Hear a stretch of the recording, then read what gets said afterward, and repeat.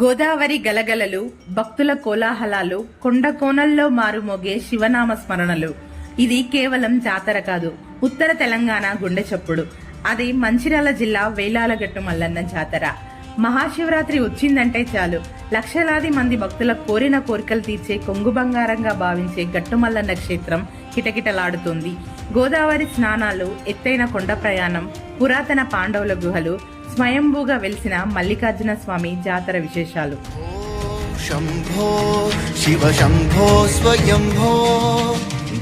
వేలాల గ్రామం చారిత్రక ప్రాశస్త్యం ఉన్న పుణ్యక్షేత్రం. జాతర మొదలయ్యేది పవిత్ర గోదావరి నది స్నానంతోనే. పాపాలను హరించే గోదావరిలో మునిగి ఆ పవిత్ర జలాలతో స్వామివారిని అభిషేకించడానికి భక్తులు సిద్ధమవుతారు.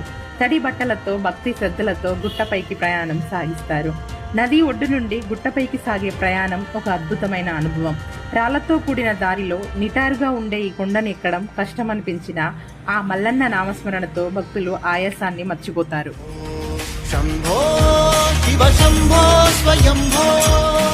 జాతరలో అత్యంత ముఖ్యమైనది బోనం.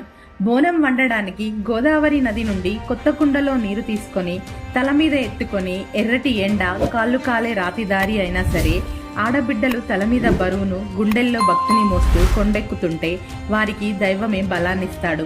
వారు చిందించే ప్రతి చెమట చుక్క మల్లన్నకు చేసే అభిషేకమే. గట్టుపైకి తెచ్చిన నీటితో కొత్త కుండలో బియ్యం బెల్లం వేసి బోనం వండి పసుపు కుంకుమలతో అలంకరించి మల్లన్నకు నైవేద్యం సమర్పిస్తారు. ఒగ్గుడప్పుల దరువు గుండెలయను పెంచుతుంటే శివసత్తుల పూనకాలు రోమాలు నిక్కబొడుచుకునేలా చేస్తాయి.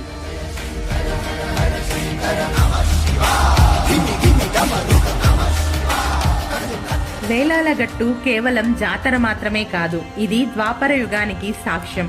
పురాణాల ప్రకారం పాండవులు అరణ్యవాస సమయంలో కీకరాణ్యాల గుండా ప్రయాణిస్తూ గోదావరి తీరానికి చేరుకున్నారు.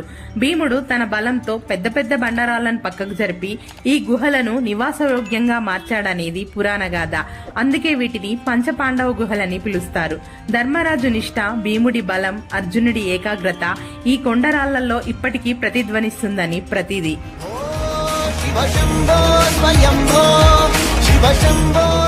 వేలాల గట్టుపై ఒక అద్భుతం ఉంది. ఎంతటి ఎండాకాలమైనా సరే, చుట్టూ ఉన్న చెట్లు ఎండిపోయినా సరే, వేలాల గట్టు మీద రాళ్ల మధ్య నుండి ఒక సన్నటి నీటి ధార నిరంతరం ప్రవహిస్తూనే ఉంటుంది. దీన్నే నిత్య గంగా జలధార అంటారు.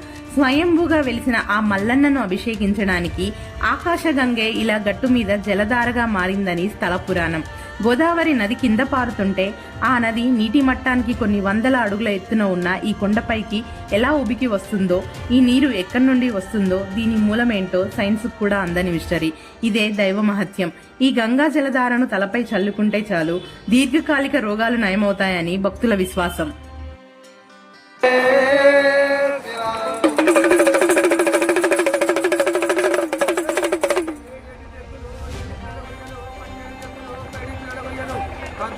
మొదలు తంగుల పలకలు నాయనా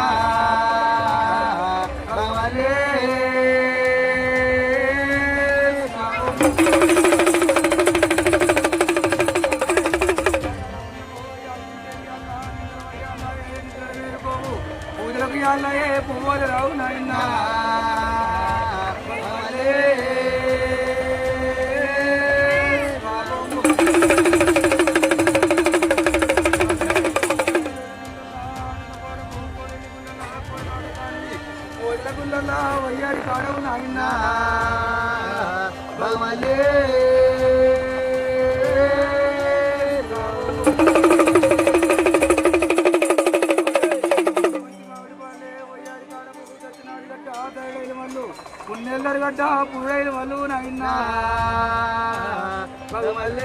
సూర్యుడు అస్తమించాక వేలాలగట్టు మరో లోకంలా మారిపోతుంది.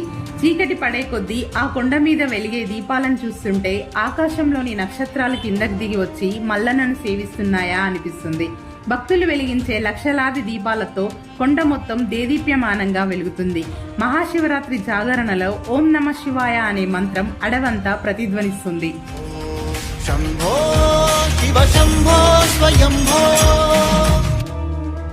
భక్తులు ముఖ్యంగా లింగోద్భవ కాలంలో గుహలోని శివలింగాన్ని దర్శించుకోవడానికి పోటీ పడతారు. ఆ సమయంలో స్వామిని దర్శిస్తే పునర్జన్మ ఉండదని, చేసిన పాపాలన్నీ ఆ దీపపు కాంతుల్లో కరిగిపోతాయని భక్తుల విశ్వాసం. ఓం నమ శివాయ అంటూ గుహలోని స్వామిని దర్శించుకొని మల్లన్నకు ఇష్టమైన బండారు పెట్టుకొని వారి జీవితాలు బంగారంలా మారాలని కోరుకుంటారు.